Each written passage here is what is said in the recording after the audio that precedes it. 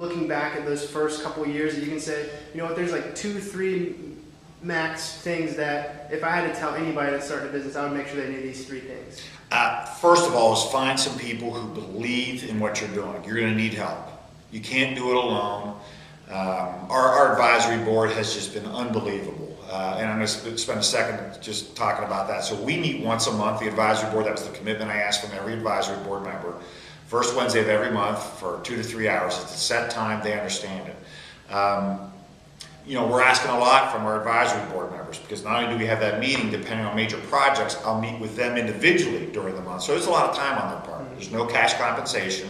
We pay them in options. So they believe in the vision, right? That was the main thing. We got them to believe in the vision. So that's number one. You need a strong group of executives that can give the entrepreneur advice, knowledge, because we're idea people. We may be execution people.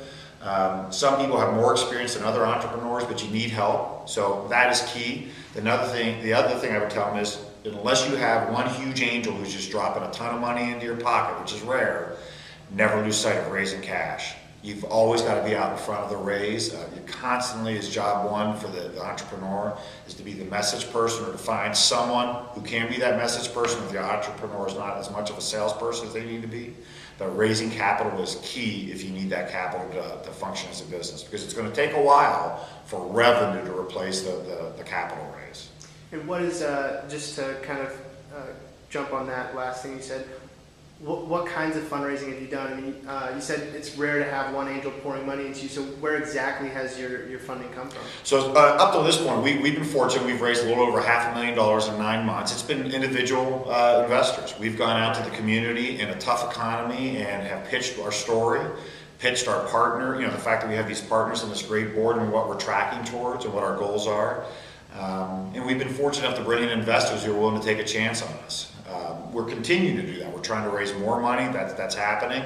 That network's not pushing out and going to that second and third degree of separation, as we call it. But it's my main job. I've been fortunate enough to have some people on our staff who are unbelievable in the execution of our strategic plan and to really take that and run with it. They keep me informed. We have our daily or weekly meetings to make sure we're all on track. But I wake up in the morning and go to bed at night and think probably 90% in between of where I'm going to get the next group of funds until we can get the revenue to really replace that, which will probably take some time. Yeah. Do you have any kind of, I'm sure you have goals for that, and is that part of your strategic plan and everything? It is, and the one thing I'll say about strategic plan and goals is no matter how good your core team is around you, this advisory board I've talked about, you're going to have to make adjustments. So what we thought we would do coming out, revenue-wise, there were some assumptions that we were incorrect on, some things that we didn't understand, so we've had to adjust that, and that's okay. Yeah.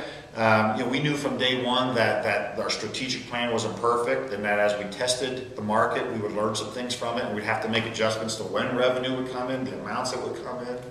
But overall, we've been real pleased with the results, and we have had to reassess some of our revenue goals. But you reassess them and you go after it. Yeah, it sounds like, particularly in web business or starting a web company, reiteration is key. I've seen that over and over again to other companies, and I'm hearing the same thing from you. It's just that you make a plan. Like I said, the demo you showed your initial investors is nothing like what you have now.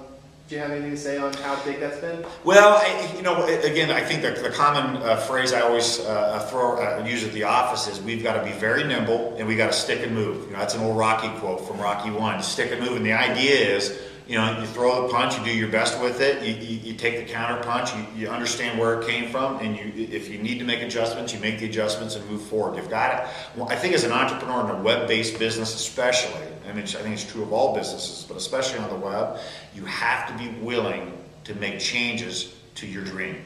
It doesn't mean the core dream changes. So my goal has always been to help people lead more passionate and fulfilling lives, because if one's happy in their career, that's what can happen. So that dream's never changed. The process by which we're probably going to execute that dream may change to some extent, but the core line probably won't. But how we go about getting the message out there, how we attract people, the bells and whistles that we'll use to make people's lives better, that's where we've got to be prepared to kind of go with what the market demands. That's great. Thanks for coming out today. Yeah, thanks very much. Good luck. Appreciate it.